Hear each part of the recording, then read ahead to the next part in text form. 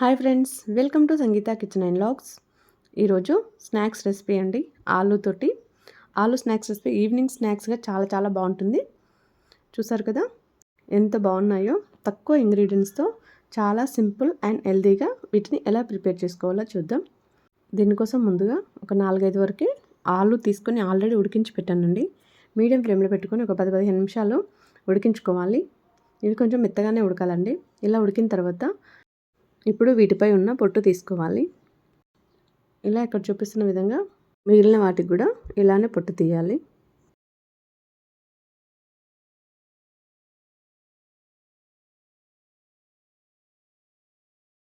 ఇలా తీసిన తర్వాత ఇప్పుడు వీటిని ఇలా మెత్తగా చేసుకోవాలంటే వీటిలో ఆలు పీసెస్ చిన్న చిన్న పీసెస్గా కూడా ఉండకూడదు, మొత్తం స్మూత్గా ఉండాలి.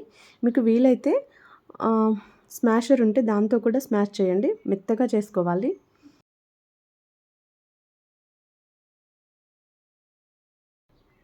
లేదా మనం కొబ్బరి తురిమేది ఉంటుంది కదా, దాంతో కూడా తురుముకోవచ్చు. అలా చేసినా కానీ మనకి చిన్న చిన్న పీసెస్లా ఉండకుండా ఉంటుంది.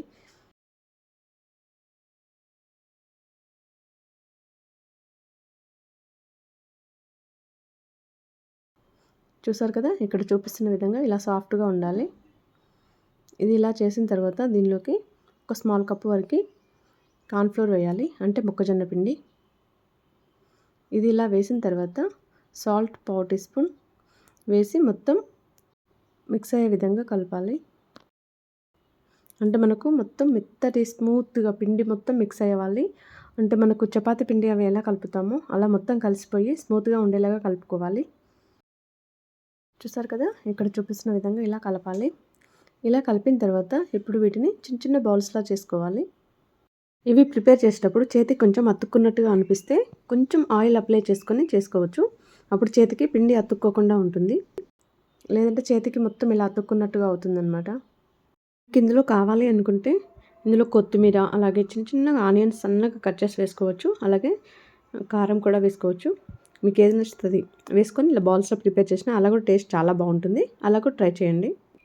చూడండి, ఇక్కడ మొత్తం రెడీ చేశాను. ఇలా రెడీ చేసిన తర్వాత ఇప్పుడు స్టవ్ పై కడాయి పెట్టుకొని కడాయిలోకి డీప్ ఫ్రైకి సరిపడా ఆయిల్ వేసి హై ఫ్లేమ్లో పెట్టుకొని ఆయిల్ వేడి చేసుకోవాలి. ఆయిల్ వేడిన తర్వాత మీడియం ఫ్లేమ్లోకి టర్న్ చేసుకొని ఇప్పుడు మనం ముందుగా ప్రిపేర్ చేసుకున్న పొటాటో బాల్స్ వేసుకోవాలి.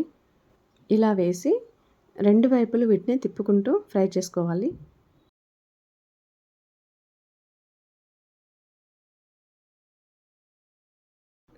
ఇక్కడ నాకు దీంతో ఇలా ఫ్రై చేస్తుంటే ఇందులో కడాయి చిన్నగా ఉంది, గరిట పెద్దగా అనిపిస్తుంది కదా, అందుకే స్పూన్తో ఫ్రై చేసి అంటే తిప్పాను అనమాట. ఇలా తిప్పడం కొంచెం ఇబ్బందిగా అనిపిస్తుంది, అంటే కొంచెం అవి పగిలిపోతాయేమో అని చెప్పేసి మళ్ళీ స్పూన్ తోటి ఇలా రెండు సైడ్లు తిప్పుకుంటూ ఫ్రై చేశాను. మీరు ఈ వీడియోని ఫస్ట్ టైం చూసినట్లయితే వీడియో నచ్చితే ఒక లైక్ చేయండి. అలాగే ఛానల్ని మొదటిసారి చూస్తున్న వారు ఎవరైనా ఉంటే సబ్స్క్రైబ్ చేయండి. సబ్స్క్రైబ్ చేసి పక్కన ఉన్న బెల్ సింబల్ని యాక్టివేట్ చేయండి. చేయడం వల్ల నేను అప్లోడ్ చేసే ప్రతి వీడియో మీకు నోటిఫికేషన్ వస్తుంది. చూడండి, ఇక్కడ ఫ్రై అయినాయండి. ఇలా ఫ్రై అయిన తర్వాత వీటిని తీసి పక్కన పెట్టుకోవాలి.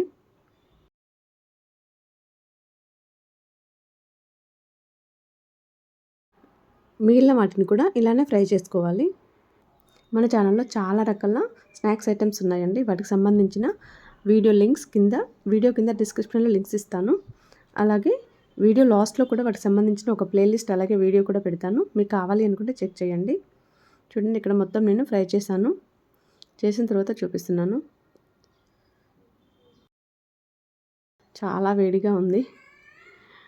ఇప్పుడు దీనిలోకి పైన ఇంకొంచెం స్పైసీగా ఉండాలి అనుకుంటే కొంచెం చిల్లీ పౌడర్ 1 టీ స్పూన్, అలాగే సాల్ట్ 1/2 టీ స్పూన్, రెండు మిక్స్ చేసుకొని ఉప్పు కారం చల్లాలి. మీ టేస్ట్ సరిపడా చూసి వేసుకోండి. ఇది కూడా స్పైసీగా కావాలి అనుకుంటే ఇంకాస్త వేసుకోండి, వద్దు అనుకుంటే లైట్గా వేసుకుంటే సరిపోతుంది. పిల్లలకి ఇచ్చేటప్పుడు కారం వేయకుండా డైరెక్ట్ ఇస్తే బెటర్ అనుకుంటే, వాళ్ళు కారం ఎక్కువగా తినరు కదా.